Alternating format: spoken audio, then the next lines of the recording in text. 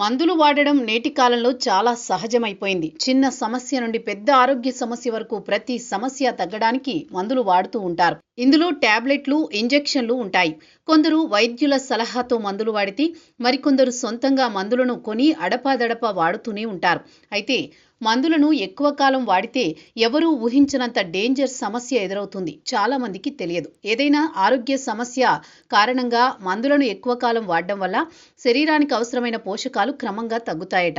ఈ లోపం శరీరం లోపల పెరుగుతూనే ఉంటుందని, దీనికి కారణంగా అలసట, రోగనిరోధక శక్తి తగ్గడం, ఎముకలు బలహీనపడడం వంటి అనేక సమస్యలకు కారణమవుతుందట.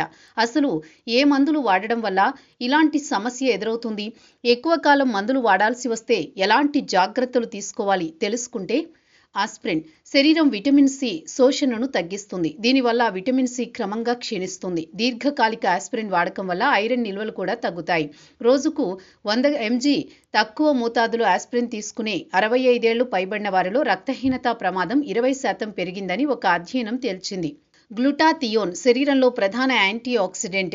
ఇది కణాలను దెబ్బతినకుండా కాపాడుతుంది. టైలెనాల్ అనే వంటి మందులు దాని స్థాయిలను తగ్గిస్తాయి. కాలేయం దెబ్బతినే ప్రమాదాన్ని పెంచుతాయి. తక్కువ గ్లూటాథియోన్ స్థాయిలు వృద్ధాప్యం, మధుమేహం, ఇన్ఫెక్షన్లు, బలహీనమైన రోగనిరోధక పనితీరు వంటి సమస్యలకు కారణమవుతుంది. గర్భనిరోధక మాత్రలు నిరంతరం ఉపయోగించడం వల్ల శరీరంలో folic acid, B2, B6, B12, vitamin C, vitamin E, magnesium, selenium, zinc వంటి అనేక విటమిన్లు, ఖనిజాలు క్షీణిస్తాయి. ప్రపంచ ఆరోగ్య సంస్థ నివేదిక ప్రకారం ఈ లోపం చాలా తీవ్రంగా ఉంటుంది. చాలా మంది మహిళలు సప్లిమెంట్లను తీసుకోవాల్సి వస్తుంది. దీనికి గల కారణాలపై స్పష్టత లేదు. కానీ ఈ మాత్రలలోని ఈస్ట్రోజన్, ప్రొజెస్ట్రాన్ శరీర పోషక ప్రక్రియలను ప్రభావితం చేస్తాయని నమ్ముతారు. మధుమేహం ఉన్నవారికి సూచించబడే మెట్ఫార్మిన్ పేగులో విటమిన్ B12 శోషణను తగ్గిస్తుంది. ఎక్కువ కాలం ఉపయోగించడం వల్ల విటమిన్ B12 లోపానికి దారితీస్తుంది.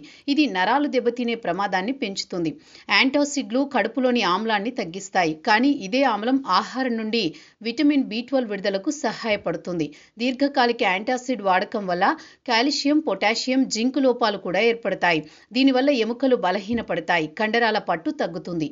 స్టాటిన్ మందులు కొలెస్ట్రాల్ను తగ్గిస్తాయి. గుండె ఆరోగ్యాన్ని ప్రయోజనకరంగా ఉంటాయి. కానీ అవి కండరాల శక్తి ఉత్పత్తికి అవసరమైన కోఎంజైమ్ Q10ను తగ్గిస్తాయి. ఈ లోపం కండరాల నొప్పి, బలహీనత, వాపుకు కారణమవుతుంది. యాంటీబయాటిక్స్ హానికరమైన బ్యాక్టీరియాను చంపుతాయి. కానీ అవి మంచి గట్ బ్యాక్టీరియాకు కూడా హాని చేస్తాయి. ఇది గట్ సమతుల్యతను దెబ్బతీస్తుంది. ఊబకాయం, అలర్జీలు, జీర్ణ సమస్యలు, రోగనిరోధక శక్తి తగ్గడానికి దారితీస్తుంది. స్టెరాయిడ్లు శరీర ఖనిజ సమతుల్యతను అనేక విధాలుగా దెబ్బతీస్తాయి.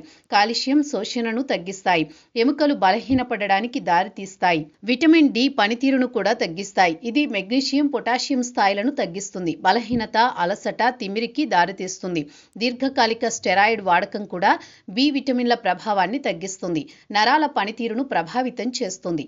ఎక్కువ కాలం ఏవైనా మందులు వాడుతుంటే వాటితో ఏ విటమిన్ లేదా మినరల్ సప్లిమెంట్లు తీసుకోవాలో వైద్యుణ్ణి లేదా డైటీషియన్ను అడగాలి. ఈ సాధారణ జాగ్రత్తలు అలసట, రక్తహీనత, ఎముకల నష్టం, హార్మోన్ల అసమతుల్యత వంటి సమస్యలను నివారించడంలో సహాయపడతాయి.